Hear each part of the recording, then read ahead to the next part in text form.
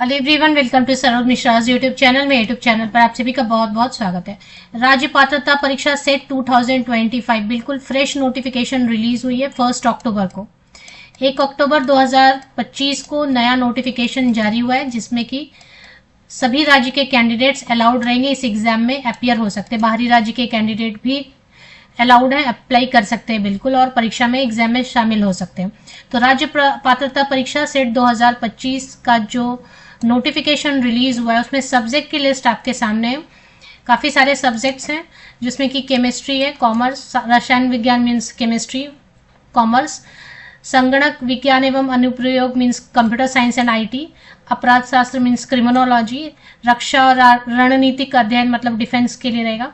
इसके बाद पृथ्वी, वायुमंडलीय, महासागर और गृह विज्ञान means earth, atmospheric, ocean, planetary science बोलते हैं इसको, या अर्थ सिस्टम साइंस पे बहुत लोग अपियर होते हैं ना।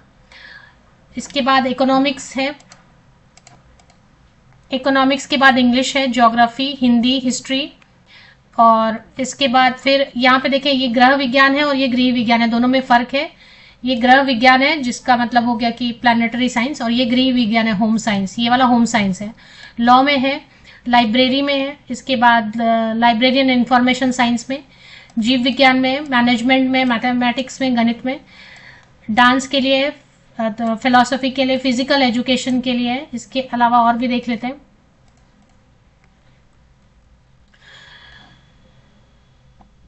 मैथमेटिक्स के बाद dance, philosophy, physical education, physics and chemistry means भौतिक एंड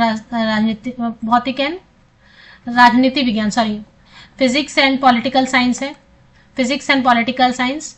इसके बाद फिर साइकोलॉजी या मनोविज्ञान, मराठी, म्यूजिक, संस्कृत, समाजशास्त्र, और इसमें संस्कृत के लिए भी है जिसमें कि अलग अलग ज्योतिष, प्राच्य, उर्दू, चित्रकला एंड योगा।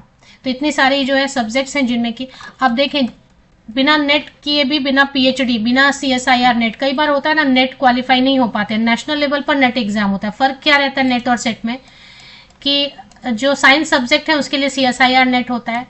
नेशनल लेवल पर सभी स्टेट, यूनियन टेरिटरी से सीएसआईआर नेट में कैंडिडेट अपियर होते हैं जो साइंस सब्जेक्ट होता है। और साइंस सब्जेक्ट को छोड़ के जितने भी होते हैं सब्जेक्ट, उसमें यूजीसी नेट होता है, ठीक है। तो ये नेशनल लेवल पे एग्जाम होता है, ये थोड़ा टफ हो जाता है, कई बार आप क्वालिफाई नहीं हो पाते, या आप क्वालिफाई होते हैं बट कास्ट कैटेगरी में अगर आप क्वालिफाई हुए तो जिस कास्ट कैटेगरी में आप क्वालिफाई होते हैं उसी में सीट आएगी, तभी आप अप्लाई कर पाते हैं, रेस्ट्रिक्शन हो जाती है ना। तो इसके लिए ऐसे में क्या करना चाहिए, शॉर्टकट से भी आप असिस्टेंट प्रोफेसर बन सकते हैं। किसी स्टेट से अगर सेट की नोटिफिकेशन आ रही है, सेट भी बोलते हैं नहीं तो स्लेट भी बोलते हैं।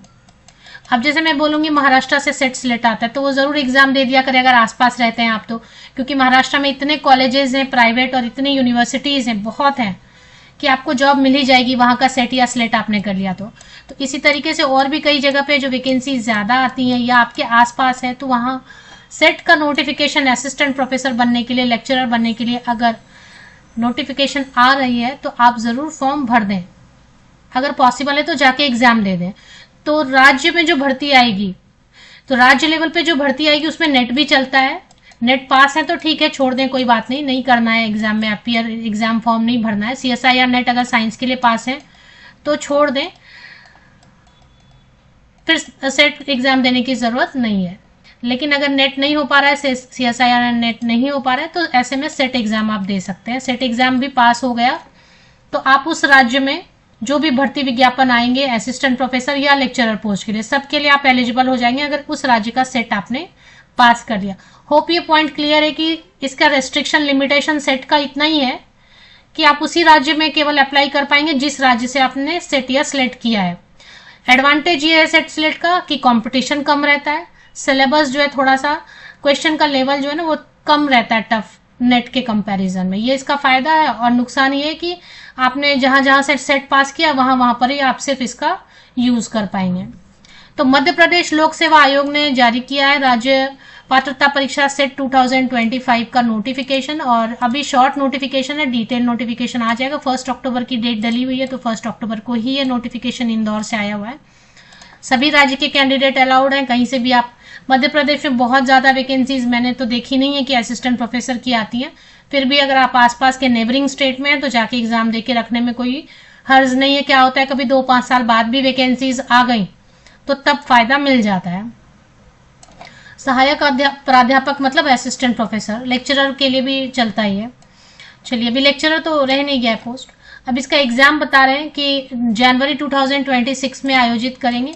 विस्तृत विज्ञापन बहुत जल्दी ही ऑफिशियल वेबसाइट पे आ जाएगा। और इसका सिलेबस जो है यूजीसी नेट और सीएसआईआर नेट, अगर साइंस सब्जेक्ट है तो सीएसआईआर नेट का सिलेबस डाउनलोड करके पढ़ लीजिए, और अगर आपका साइंस सब्जेक्ट के अलावा कोई भी सब्जेक्ट है तो यूजीसी नेट का जो सिलेबस है वही डाउनलोड करके पढ़ लीजिए।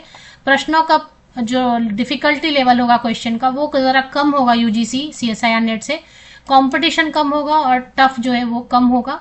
तो सेट पास करके रख लेने में कोई नुकसान नहीं है, इससे फायदा ही आपको हो सकता है फ्यूचर में मिल जाए। तो डिटेल्ड एडवर्टीजमेंट जैसे ही आएगी मैं आपको शेयर कर दूंगी। फिलहाल मध्य प्रदेश लोक सेवा आयोग की ऑफिशियल वेबसाइट पे व्हाट्स न्यू सेक्शन में आप देखेंगे तो यहाँ पे आपको स्क्रॉल करता हुआ मिल जाएगा नोटिफिकेशन।